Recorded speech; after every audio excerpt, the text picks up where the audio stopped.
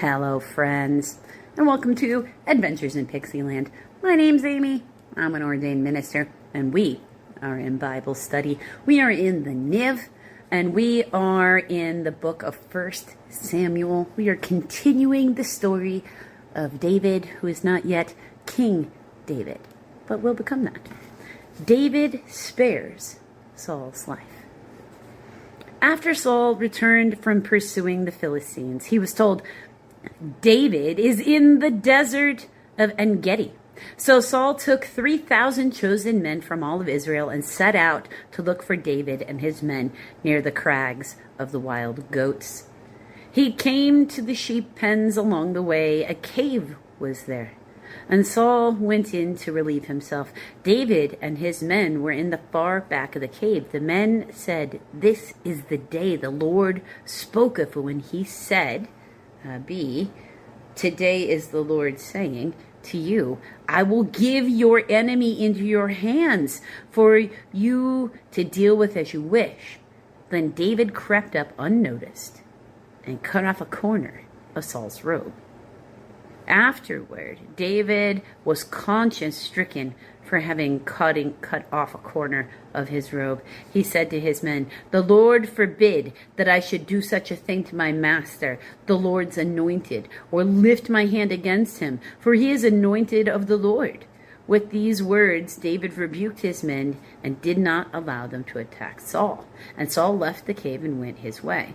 Then David went out of the cave and called to Saul, "My lord the king!" When Saul looked behind him, David bowed down and prostrated himself with his face to the ground. He said to Saul, "Why do you listen when men say David is bent on harming you? This day you have seen with your own eyes how the Lord delivered you into my hands in the cave. Some urged me to kill you, but I spared you. I said, I will not lift my hand against my master because he is the Lord's anointed. See, my father, look at this piece of your robe in my hand. I cut off the corner of your robe, but did not kill you.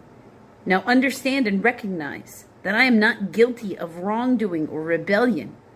I have not wronged you, but you are hunting me down to take my life. May the Lord judge between you and me, and may the Lord avenge the wrongs you have done to me.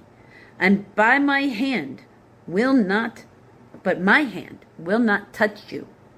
So it's going to be on whatever God does. I am not going to harm you. As the old saying goes, from evil doers come evil deeds. So my hand will not touch you. Against whom has the king of Israel come out? Whom are you pursuing? A dead dog? A flea? May the Lord be our judge and decide between us. It's like, why are you hyper-focusing on me, dude? It's weird. May he consider my cause and uphold it. May he vindicate me by delivering me from your hand. When David finished saying this, Saul asked, "Is that your voice, David, my son?" And he wept aloud. "You are more righteous than I," he said. "You have treated me well, but I have treated you badly. You have just now told me of a good you did to me. The Lord delivered me into your hands, but you did not kill me. When a man finds his enemy, does he let him go away unharmed? May the Lord reward you well for the way you treated me today. I know that you will surely be king and that the kingdom of Israel will be established in your hands. Now swear to me by the Lord, you will not cut off my descendants or wipe out my name from my father's family." So David gave his oath to Saul. Then Saul returned home, but David and his men went up to the stronghold. Because, he's not really all there. So you don't know when he might change his mind and try to kill David again. So best stay away. It's always my best advice too. Stay away from the people who are there. The haters are gonna hate, right? Because it's always. Until the next video, friends. Hello, friends, and welcome to Adventures in Pixieland. My name's Amy. I'm an ordained minister, and we are in Bible study. We are in the Niv We are in the book of 1 Samuel, and we are chapter 25, continuing with the story of David. David, Nabal, and Abigail. Now Samuel died, and all Israel assembled and mourned for him, and they buried him at his home in Ramah. Then David moved down into the desert of Maon, M-A-O-N, with a footnote of C, and the Septuagint manuscripts, the Hebrew is Paran, P-A-R-A-N. A certain man in Maon who had property there at Carmel was very wealthy. He had 1,000 goats and 3,000 sheep, which he was shearing in Carmel. His name was Nabal, and his wife's name was Abigail. She was intelligent, and she was an intelligent and beautiful woman. But her husband, a Calebite, was surly and mean in his dealings, so he was an unpleasant man. While David was in the desert, he heard that Nabal was shearing sheep. So he sent 10 young men and said to them, "Go up to Nabal in Carmel and greet him in name. Say to him, 'Long life to you, good health to you and your household, and a good health to all that is yours.' Now I hear that it is sheep shearing time. When your shepherds were with us, we did not mistreat them, and the whole time they were at Carmel, nothing of theirs was missing. Ask your own servants, and they will tell you. Therefore be favorable towards my young men, since we come at a festive time. Please give your servants and your son David whatever you can find for them." When David's men arrived, they gave Nabal this message in David's name, and then they waited. Nabal answered David's servants, "Who is this David? Who is this son of Jesse? Many servants are breaking away from their masters these days. Why should I take my bread and water and the meat I have slaughtered from my shelters and give it to men from who knows where you come from?" Like basically, who give to men coming from who knows where. David's men turned around and went back. When they arrived, they reported every word. David said to his men, "Put on your swords." So they put on their swords, and David put on his. About 400 men went up with David, while 200 stayed with the supplies. One of the servants told Nabal's wife, Abigail, "David sent messengers from the desert to give our master his greetings, but he hurled insults at them. Yet these men were very good to us. They did not mistreat us, and the whole time we were out in the fields near them, nothing was missing. Night and day, there a wall around us all the time. We were herding our sheep near them. Now think it over and see what you can do, because disaster is hanging over our master and his whole household. He is such a wicked man that no one can talk to him." Abigail lost no time. She took 200 loaves of bread, 2 skins of wine. Can you imagine just having 200 loaves of bread laying around your house? 200 loaves of bread, 2 skins of wine, 5 dressed sheep, 5 seahs, S-E-A-H-A. That is probably about a bushel or 37 liters of roasted grain, 100 cakes of raisin, and 200 cakes of pressed fig, and loaded them on donkeys. Then she told her servants, "Go on ahead, I'll follow you." But she did not tell her husband Nabal. As she came riding her donkey into the mountain ravine, there David and his men descended towards her, and she met them. David had just said, "It has been useless, all my watching over these fellows' property in the desert so that nothing of his was missing. He paid me back evil for good. May God deal with David." B. Some manuscripts, Hebrew, with David's enemies. "Be it ever so severely, if by morning I leave alive one male of all who belong to him." When Abigail saw David, she quickly got off her donkey, bowed down before David with her face to the ground. She fell at his feet and said, "My lord, let the blame on me alone. Please let your servant speak to my lord. Pay no attention to that wicked man Nabal. He is just like his name. His name is fool," because that's what Nabal means, "and his folly goes with him. But as for me, your servant, I did not see the men my master sent. Now see, the Lord has kept you, my master, from bloodshed and from avenging yourself with your own hands. As surely as the Lord lives and you live, may your enemies and all who intend to harm you harm my master be like Nabal. But let this gift, which your servant has brought to my master, be given to the men who follow you. Please forgive your servant's offense, for the Lord will certainly make a lasting dynasty for my master because of the fights the Lord battles. Let no wrongdoing be found in you as long as you live, even though someone is pursuing you to take your life. The life of my master will be bound securely by the bundle of the living by the Lord your God. But the lives your enemies he will hurl away as for the pockets of a sling. When the Lord has done for my master every good thing he promised concerning him, and has appointed him leader over Israel, my master will not have on his conscience the staggering burden of the needless bloodshed of having avenged himself. And when the Lord has brought my master successfully, remember your servant. David said to Abigail, praise be to the Lord, the God of Israel, who sent you today to meet me.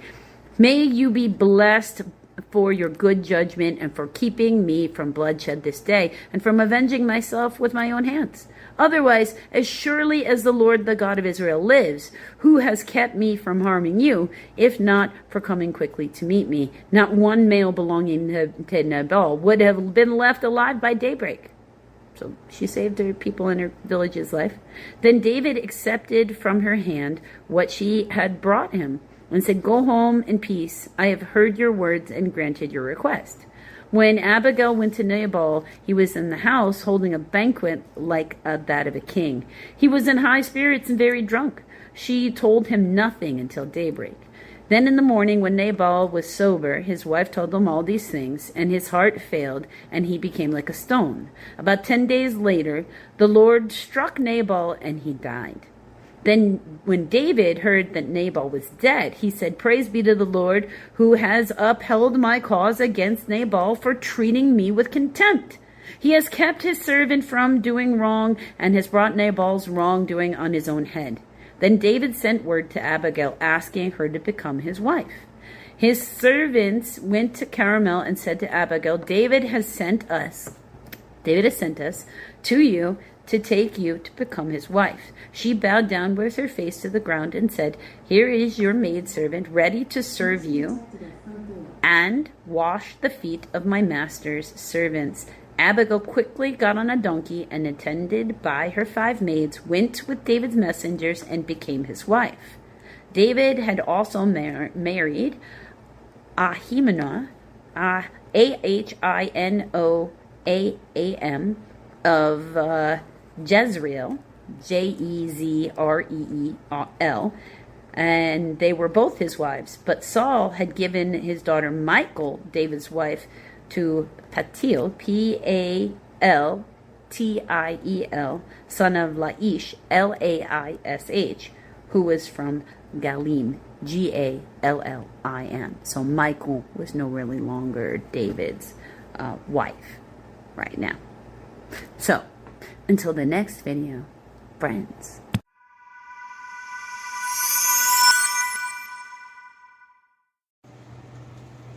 Hello, friends. So, Bible study, of course. The Niv, John, chapter 10. We're going to do 1 through 21. But it is really just all of chapter 10. So, the shepherd and his flock. I tell you the truth, the man who does not enter the sheep pen by the gate, but climbs in by some other way, is a thief and a robber. The man who enters by the gate is the shepherd of his sheep. The watchman opens the gate for him, and the sheep listen to his voice. He calls his own sheep by name, and he leads them out. When he has brought out all his own, he goes ahead of them. and his sheep follow him because they know his voice. But they will never follow a stranger. In fact, they will run away from him because they do not recognize a stranger's voice. Jesus used this figure of speech, but they did not understand what he was telling them, which seems to happen a lot. By and large, they just don't understand what he's telling them. That's like most of it. Therefore, Jesus said again. So just imagine how, and you're supposed to be my apostles. I tell you the truth. I am the gate for the sheep. All who ever came before me were thieves and robbers, but the sheep did not listen to them. I am the gate. Whoever enters through me will be saved. There's a footnote here. It says, or will be kept safe. He will come in and go out and find the pasture. The thief comes only to steal and kill and destroy. I have come that they may have life and have it to the full. I am the good shepherd. The good shepherd lays down his life for the sheep. The hired hand is not the shepherd who owns the sheep. So when he sees the wolf coming, he abandons the sheep and runs away. Then the wolf attacks the flock and it scatters it. The man runs away because he has a hired hand and cares nothing for the sheep. I am the good shepherd. I know my sheep, and my sheep know me. Just as the Father knows me, and I know the Father. And I lay down my life for the sheep. I have other sheep that are not of this sheep pen. I must bring them also. They too will listen to my voice, and there shall be one flock and one shepherd. The reason my Father loves me is that I lay down my life only to take it up again. No one takes it from me, but I lay it down of my own accord. I have the authority to lay it down and the authority to take it up again. This command I received from my Father. At these words, the Jews were divided again. Many of them, he is demon-possessed and raving mad. Why listen to him? But others, these are not the sayings of a man possessed by a demon. Can a demon open the eyes of the blind? So, still undecided amongst the Jewish people about, whether or not he's the Messiah or he's not the Messiah. Right, in this thing here. Not for me personally. I know for me, he's my Messiah. But other key things that are in there. He's giving you warning signs, things to look for. He's telling you, you can tell I'm different from anybody who came before trying to claim that they were the Messiah because they want something from you. They want you to give to them.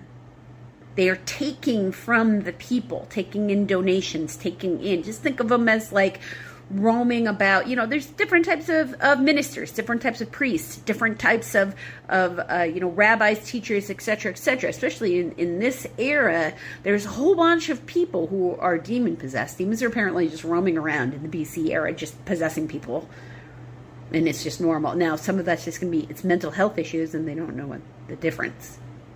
All right, so there's going to be some of that. And then there's, so you can make that argument one way or the other. So I'm just like, we'll leave that there right? And then also what's going on. But it means that these people who don't necessarily understand the difference are out on the street corners. In this society,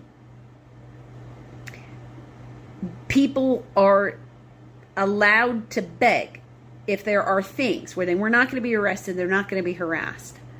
if there are things that make them unable to do honest labor.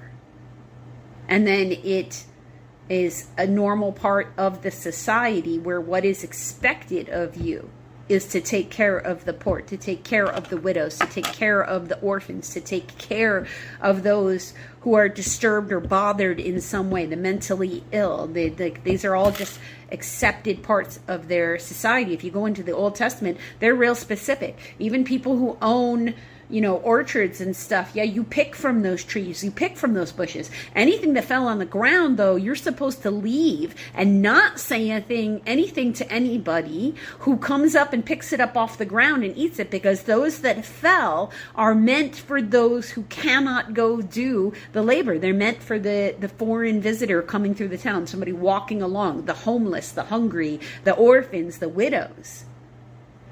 That is what God has left from them.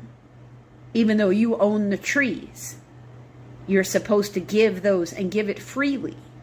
If you find somebody sitting on a street corner at night, you're supposed to take them into your home. That is what is in the Old Testament. That is the commandment of how that community is supposed to interact with the world. I'm not saying that's what happened. I'm saying that's what the laws were. It's not the same thing, because at this point, what we're getting into is the intention versus, the letter of the law. We're very much living in this community, in this society, in this time frame, in this when this is happening, where people are living by the letter, but not the intention. They're not actually living the word. They're doing just enough to not get arrested by the priests. That's really what it's coming down to. They don't want to get condemned, or the Romans. Either one, because they've got two different factions that they got to try to keep happy here so they don't end up in prison. So it's a very big tension, going on in general. And Jesus is saying, you can tell a good person from a bad person. You can tell a good shepherd from a bad shepherd. Now he's saying he's the only shepherd, but he literally also tells you in here that he's got more than one flock, more than the flock that's just in this pen.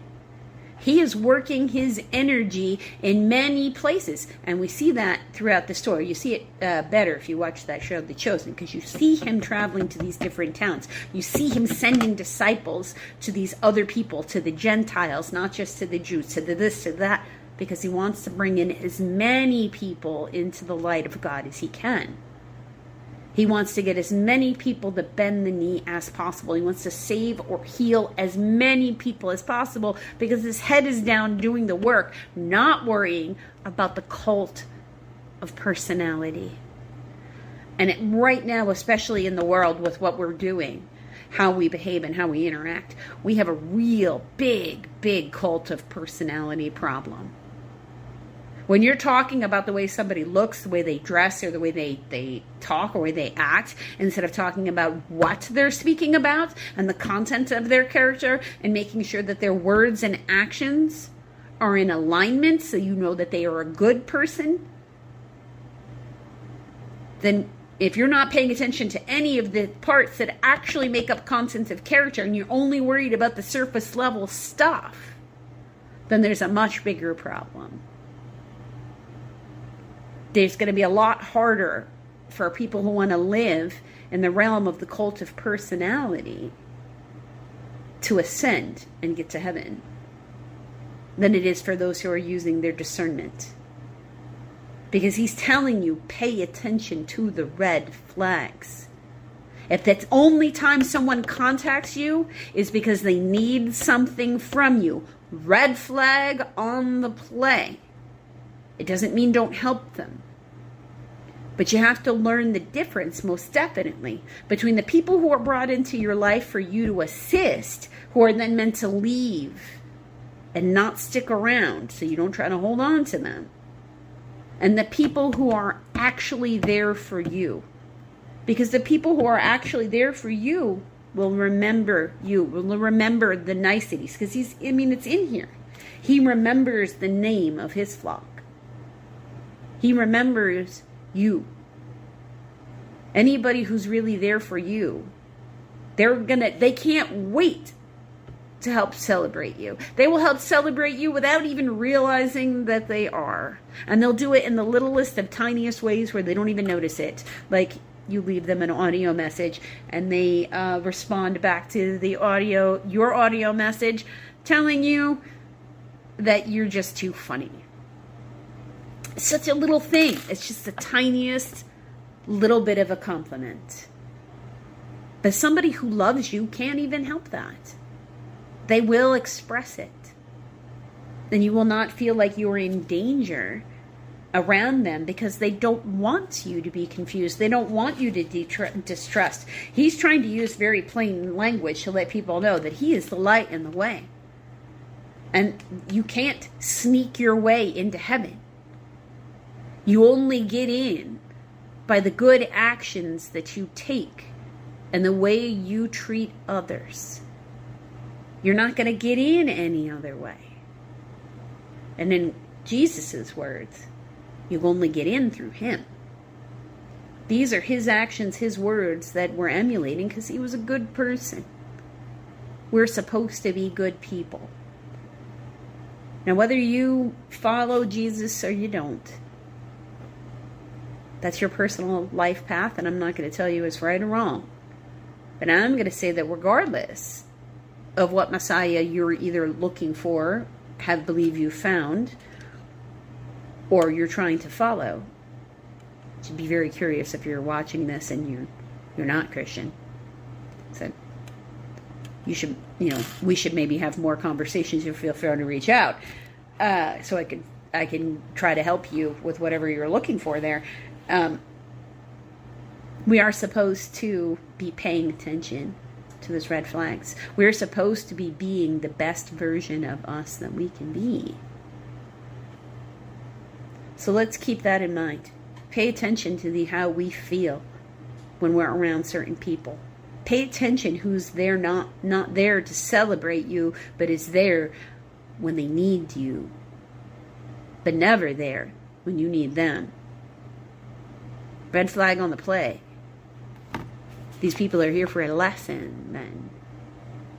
And when you no longer seek to have them in your life, you'll end up with a blessing. Just if nothing else, there will be one less person around you trying to use you. Because usury, as we learned from multiple Gospels, is never okay by Jesus. Hello, friends. Welcome to Adventures in Pixieland. My name is Amy. I'm an ordained minister, and we are in Bible study. We are in the Niv, and we are in the book of Psalms, book 5, Psalm 111. Praise the Lord. I will extol the Lord with all my heart in the council of the upright and in the assembly. Great are the works of the Lord. They are pondered by all who delight in them. Glorious and majestic are his deeds, and his righteousness endures forever. He has caused his wonders to be remembered. The Lord is gracious and compassionate. He provides food for those who fear him. He remembers his covenant forever. He has shown his people the power of his works, giving them the lands of other nations. The works of his hands are faithful and just. All his precepts are trustworthy. They are steadfast forever and ever, done in faithfulness and uprightness. He provided redemption for his people. He ordained his covenant forever. Holy and awesome is his name. The fear of the Lord is the beginning of wisdom. All who follow his precepts have good understanding. To him belongs eternal praise. Until the next video, friends.